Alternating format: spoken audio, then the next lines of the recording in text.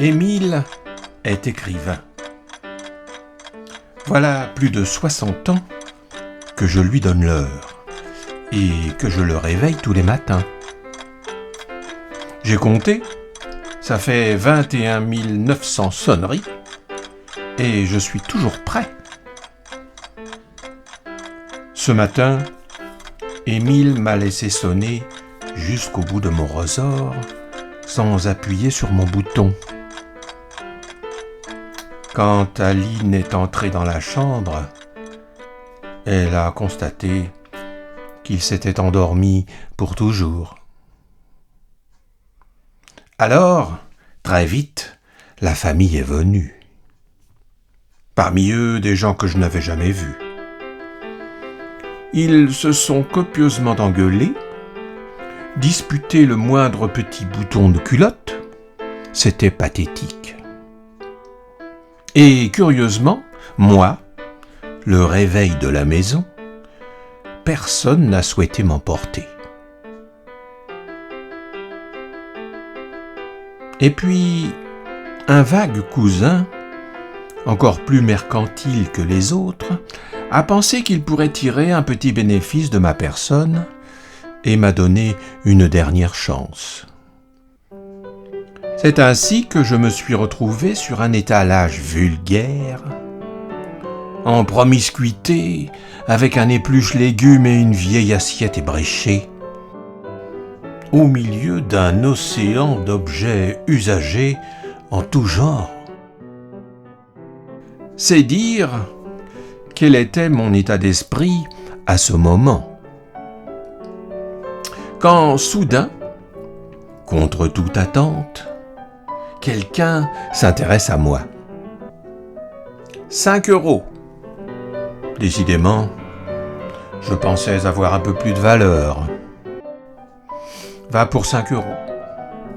Et me voilà parti pour une nouvelle aventure. Quand mon acquéreur m'a ressorti de sa poche, je n'en croyais pas mes yeux.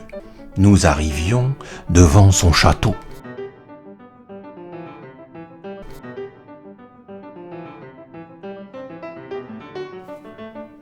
J'ai compris plus tard que c'était un collectionneur fou et que ma vie allait prendre un tournant décisif.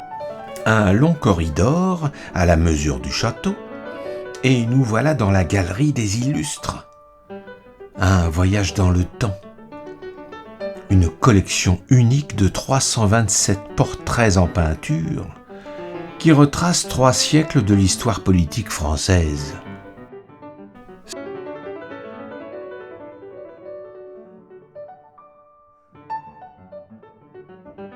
Au fond, un accès vers une autre salle dédiée cette fois aux chiens des célébrités. Il fallait y penser.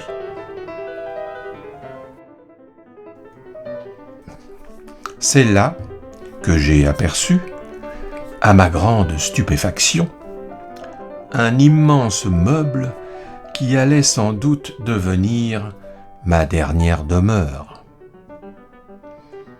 Qui aurait pu croire qu'il existait une telle variété de réveils ? Le collectionneur m'a attribué un emplacement. J'étais néanmoins heureux de passer le restant de ma vie auprès de mes congénères qui auraient sans aucun doute quelques belles histoires à raconter. Dès le lendemain, j'engageais la conversation. Moi, j'étais chez Edwige, une joyeuse famille. Tous les samedis soirs, c'était la fête. Ça buvait bien, ça s'amusait beaucoup. La chef de tout cela n'était pas la dernière, bien qu'au fond d'un tiroir où elle m'avait relégué, me préférant son smartphone. J'entendais tout. Oh, si vous saviez. Moi, j'étais dans une villa au bord de la mer. Les jours de tempête, le bruit fracassant des vagues rompait la monotonie. J'adorais ça!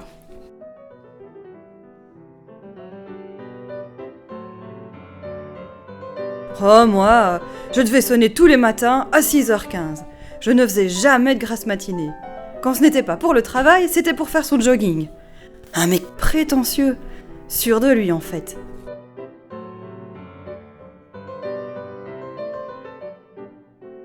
Moi, j'étais avec des enfants qui jouaient souvent avec moi. Ils tournaient mes aiguilles, mettaient la sonnerie et je terminais dans le coffre à jouets avec les poupées et les peluches.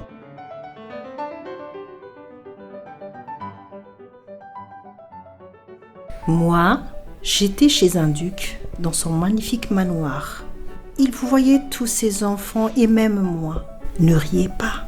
Il avait une passion pour les gardiens du temps, comme il disait. « Quelle heure donnez-vous » me demandait-il chaque matin dès qu'il ouvrait un œil. Et puis un jour, ce fut le branle-bas combat. Un huissier effectuait l'inventaire des biens et monsieur le duc hurlait de colère. Les meubles furent vendus.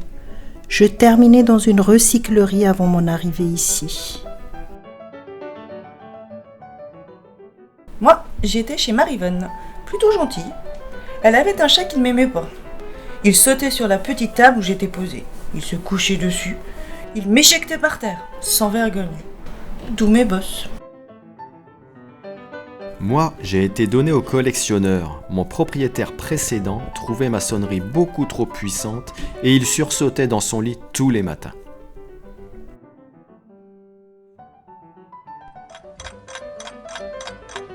Moi, j'étais dans la chambre de la petite Amy. Elle était adorable, Amy. Elle me confiait ses soucis de petite fille. J'arrivais à l'hypnotiser avec ma petite poule qui picorait sans arrêt. J'ai essayé de lui apprendre l'heure. Elle avait du mal. Elle confondait toujours les deux aiguilles. Et puis un jour, elle m'a remplacée par un téléphone. Et là, je n'ai pas pu lutter. Ici, je suis le seul réveil que mon nouveau propriétaire remonte régulièrement pour voir ma petite poule picorer. Moi, j'étais chez un maniaque. Il mastiquait tous les jours avec un petit chiffon doux.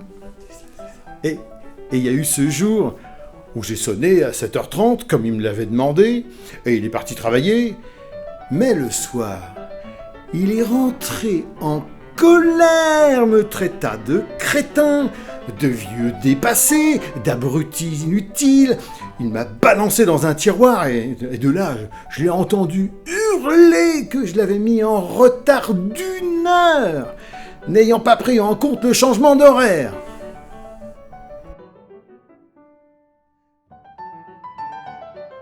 Moi, j'ai changé plusieurs fois d'appartement. D'abord au dernier étage, un minuscule studio où j'étais posé entre une lampe et un cendrier. J'étais tout le temps enfumé. La cigarette se consumait toute seule sur le bord du cendrier. Puis j'ai connu un appartement plus grand, et j'étais sur le buffet du séjour, un peu délaissé, jusqu'au jour où un insupportable gamin essaya de me démonter. Il ne comprenait rien à tous mes rouages et mes ressorts. J'ai cru que j'allais rester muet. J'ai fini dans les mains de ce collectionneur qui a su me remettre en état. Et me voilà parmi vous. Mais le temps s'est arrêté.